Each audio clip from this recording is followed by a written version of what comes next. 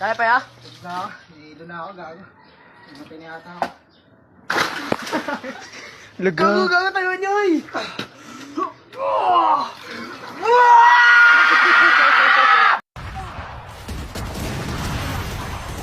Your duty is not over. Yo, you can do that too. Di po ba kita, mama? Ay. Oy, french fries!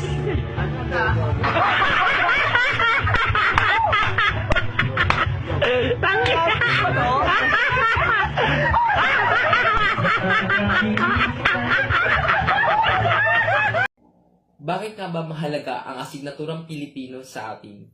Una, ang wika...